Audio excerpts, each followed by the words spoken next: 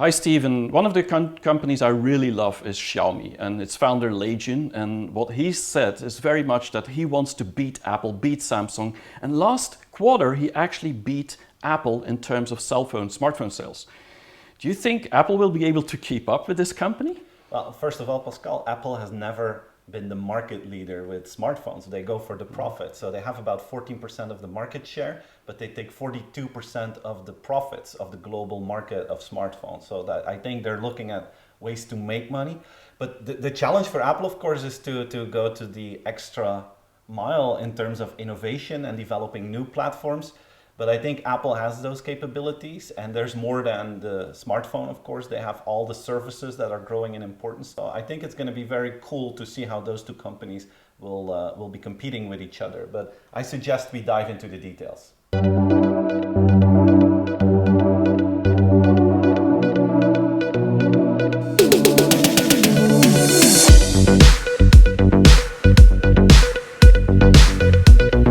In 2010, Lei Jun set up Xiaomi, and his goal, his dream was to build a product as good as Apple's iPhones, but then to build that on Android. And that was really the intention for him. And so being an engineer and having 7 other people that were really technical around him, they set up the company called Xiaomi just 11 years ago. And the first phone that came out just a year later in 2011 was the Mi 1. And it was really a phone that you wouldn't consider a very, very smart smartphone, but it was pretty well designed for the time being. Xiaomi in itself is called, actually Mi in Chinese means rice, and Xiaomi is called little rice or millet, and that's the grain that's used in the north of China. But for him, Mi had another meaning as well. For him, it was really about mobile internet. That's where the Mi comes from. So it's about rice because then you can do anything. You can give energy to the whole population, and that's what he wanted to do. But this mobile internet, and there's another saying like mission impossible with Mi, M-I, because for him, he was competing against Apple. I mean, competing against Apple, but in a market of China with 1.4 billion consumers, that is a challenge. Now, when he launched his Mi 1, and he did the same way of doing it as Steve Jobs did, the whole world was laughing at Lei Jun. I was saying like, I mean, this guy, it's a copycat, it's not serious, they're not going to do anything like Apple ever did. And this was in 2011. But then little by little, this company became better and more innovative, and that is really what makes their strength today.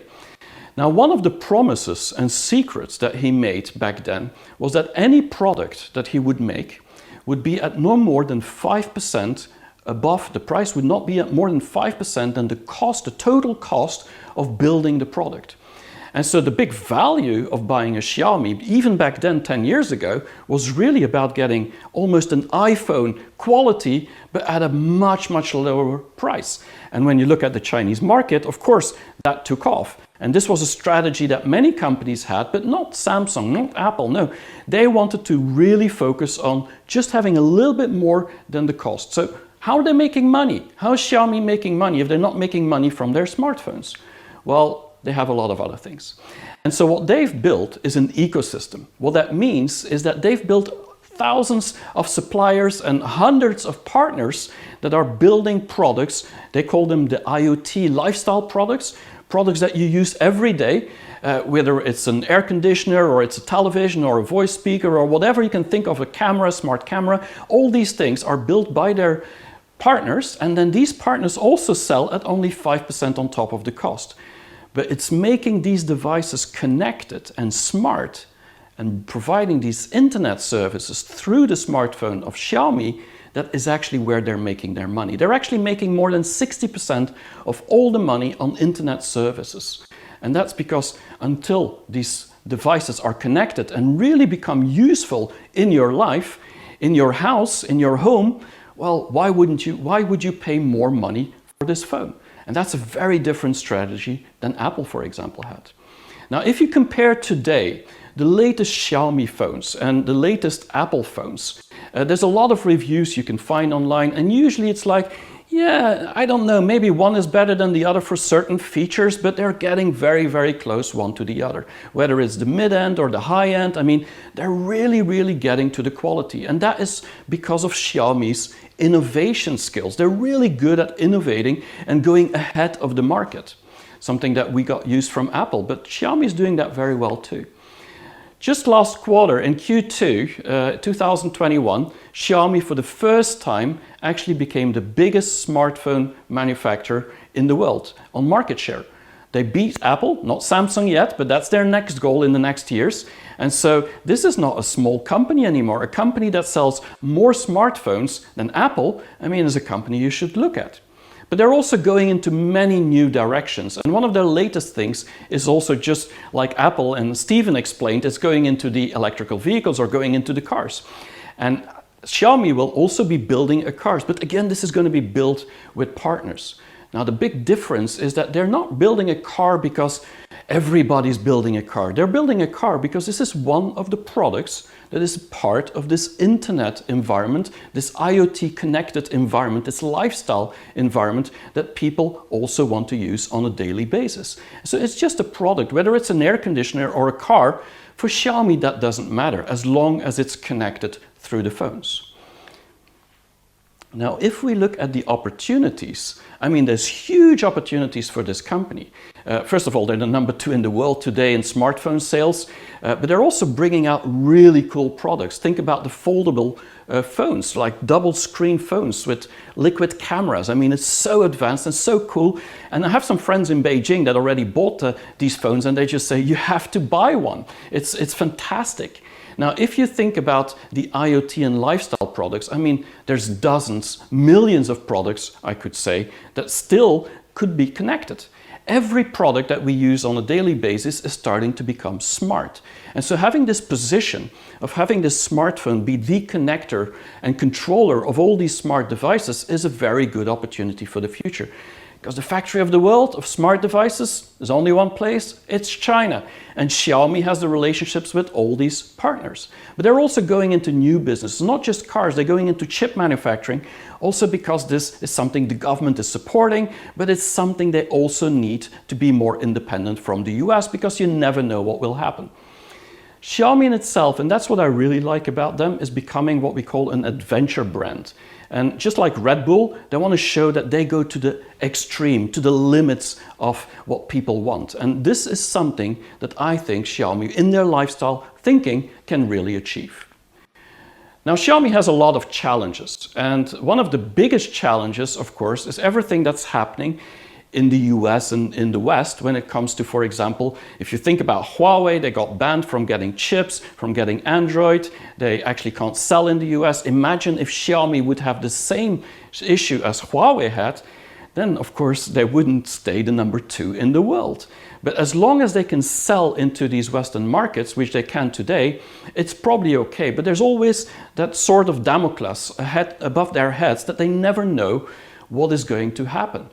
And I don't think it's going to be a big issue because they're not into the infrastructure like Huawei is, but you never know.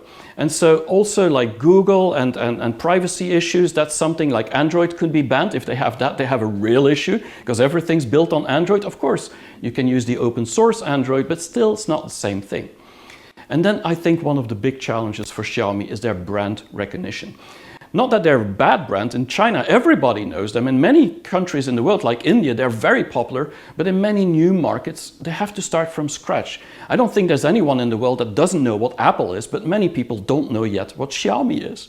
And so specifically when it comes to customer service, they still have an uphill battle because they don't have that whole infrastructure yet to help the customers in every country in the world. They're actually growing too fast to give the service that the customer needs.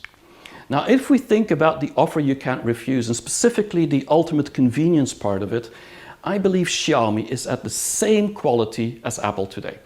I mean, they're also inventing a lot of new things, they're innovating daily, and the quality difference is getting very, very slim.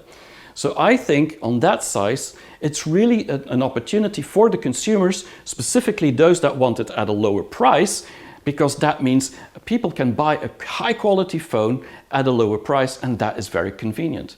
But it's not just the phones. I mean, besides the phones, it's also all the lifestyle products around it. This has to do with, you could think about it as an Amazon hardware model, where anything you want to buy is available through Xiaomi, and everything is connected through Xiaomi, and they have more product categories than you can imagine. I mean, there's 2,000 categories that you can choose from today in China easily and still connect all of them. So your smart home is just a fact.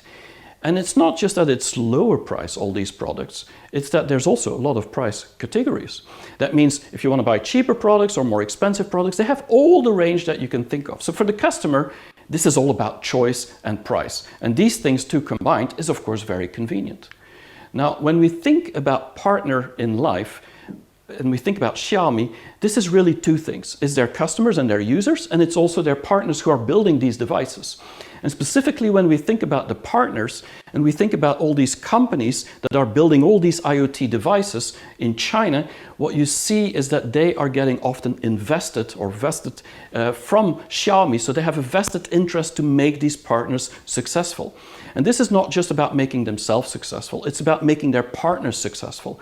And so if you join the Xiaomi ecosystem as a new product designer company, then automatically you don't just get money, you get resources, you get integration, you get a market, you get customers experience, you get reviews, you get everything that you need to make your startup successful. Now on the customer side, this is something Xiaomi has been doing very well for a long, long time. They've created this fan and loyalty-based environment, and that has to do with an engagement and an empowerment of the customer, the user, into their system. Very different from Apple, which usually try to predict the future. Xiaomi was actually listening very well to what their customers wanted and took all these ideas into their new phones. And that's why they have so many categories, specifically in the IoT. But these fans feel that they belong to Xiaomi. And so the loyalty to Xiaomi is very, very high. And we don't always think about that or know about it. Now, if we think about saving the world, saving the planet, I mean, we shouldn't forget, Xiaomi is like 11 years old. I mean, Apple was established in 1976, if I'm right, or 74. I mean, it's a long, long time ago. Xiaomi is just 11 years old. And if you see already what they're doing, specifically with plastic waste, they're very, very serious and conscious about how to improve that. But they're also made smart apps. Think about the earthquake app. So this is very useful for people who are living in an environment where there's earthquakes. The Xiaomi phone will really target to help them to make sure that they, if there's an earthquake notice that need to be done, that they know exactly on time and what to do and give them advice what their next steps should be.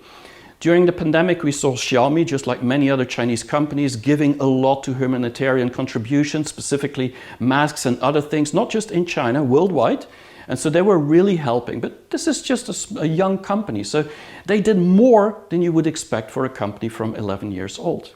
And now with their electrical vehicles, it's very clear they really want to figure out how to save the planet, save the world, and in the meantime also become very, very good and be the #1 in the world, beat Samsung, that's their next goal, and the best smartphone manufacturer in the world with most applications and most devices that they can offer, and they just want everybody to love them. Apple is one of those companies, of course, with a huge history. We all know that. And one of the more fascinating things for me is that throughout the past decades, Apple is seen as the most innovative company in the world. They're the only one who keeps their #1 position throughout all those years. And of course, the tipping point in the past 15 years was the launch of the iPhone. That not just changed the way Apple was looked at, but it changed the entire world and how we lived. I still love the sentence that Steve Jobs used when he launched the iPhone, saying it's going to be our life in our pocket. And back in 2007, we didn't have a clue what he was talking about. But today, we know it's a very accurate description of what it would be. And just to show you the power of the iPhone, I mean, there's still a rumor out there that Apple will invest in cars.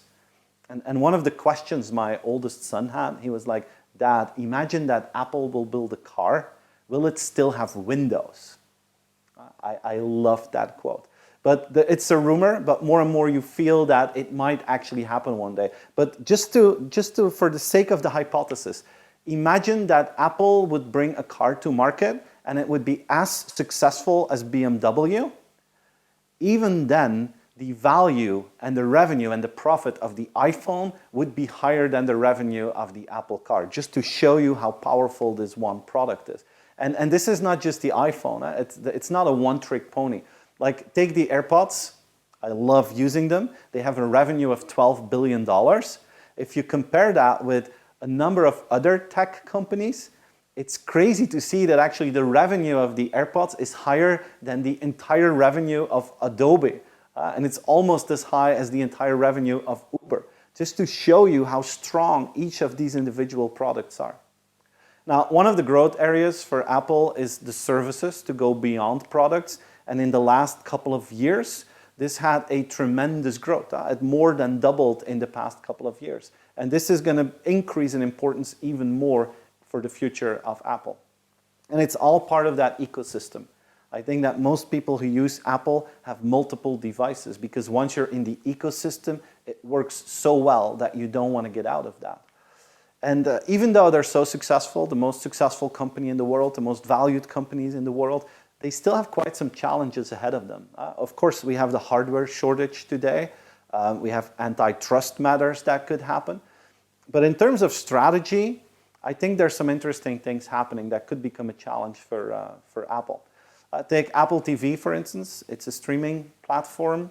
But if you compare it with Netflix, I mean, they're nowhere. I would have assumed that a couple of years ago they would have acquired Netflix with all that cash that they have on the bank, but they didn't do that. And Netflix still dominates the market. Even though Apple has such an important ecosystem, Netflix is still dominating that market. And one of the challenges that Apple has is that some of the models that they grew on in the past couple of years could be turned upside down by the market. Like take iTunes. iTunes was new, disruptive, innovative in the music industry. They were extremely successful, but then suddenly Spotify came and streaming came along and Apple suddenly had to catch up. That was new for them. And the innovation happened so rapidly that they weren't the market leader in that. Take Apple TV.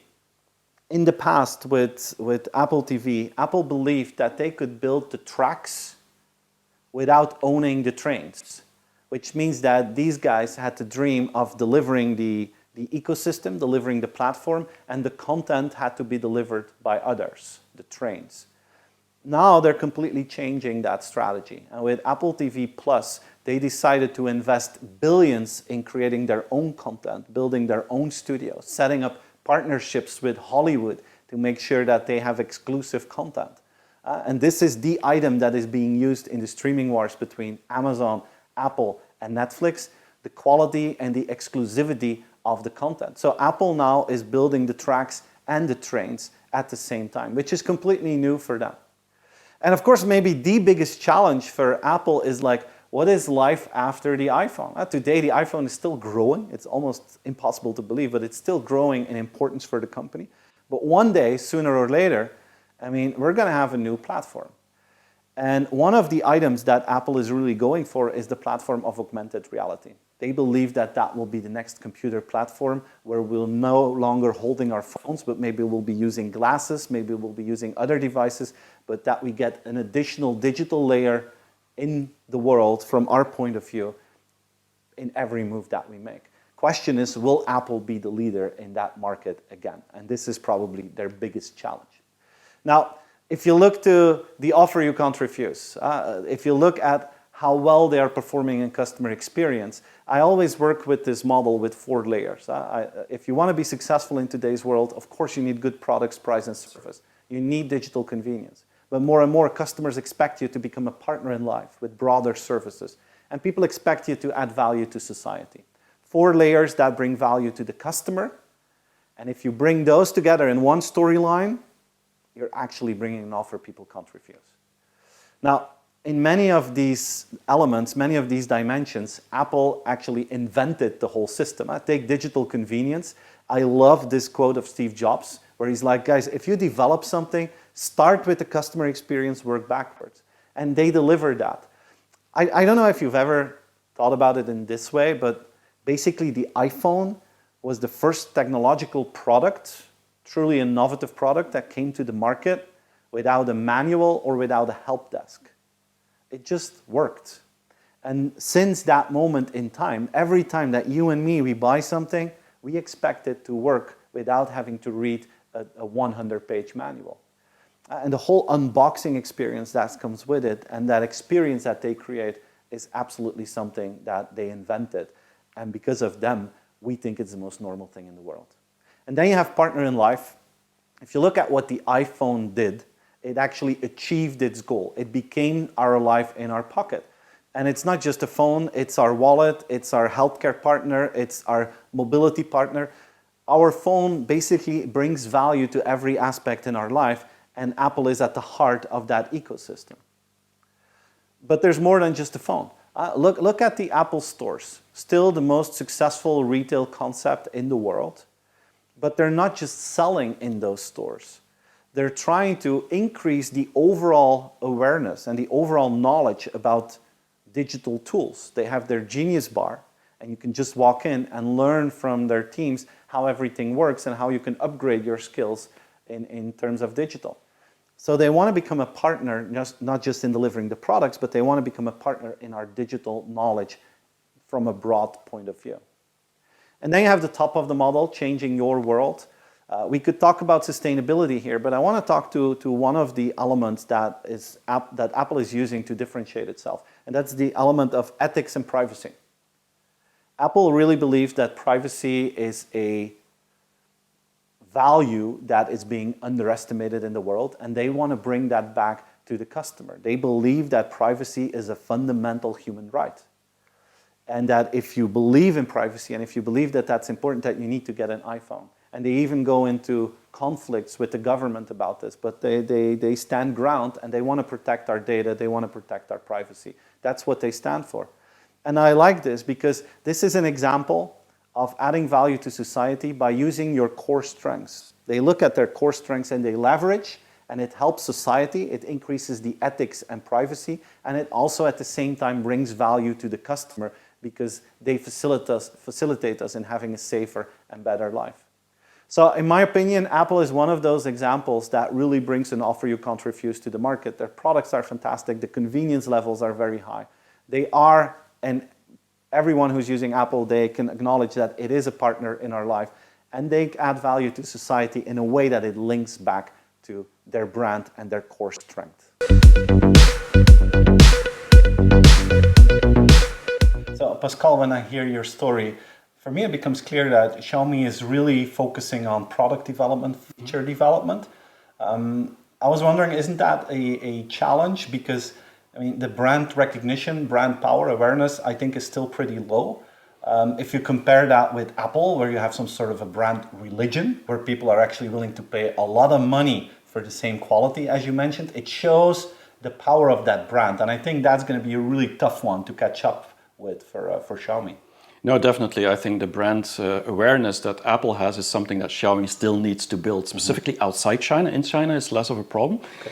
But I do believe people are going to be willing to pay a higher price for the connectivity, because it's not just about the phone anymore, it's about your whole life. And I think that's where Xiaomi could really make a difference. And in my view, it could become like a fashion item. Like glasses, for instance. Exactly. And you just buy them when you want them on a Tuesday, for example. Yeah. Well, I think it's an interesting philosophy to think about what if the iPhone becomes like, or the phone becomes like an accessoire and you get a new one every week. I'm not sure if that will happen, but it's a very interesting way of looking at it. But it's, we'll see what the future brings. So guys, thanks for watching. We hope you enjoyed our insights on Xiaomi and Apple, and see you again in the next video. And if you haven't subscribed yet, do so now, and see you next week.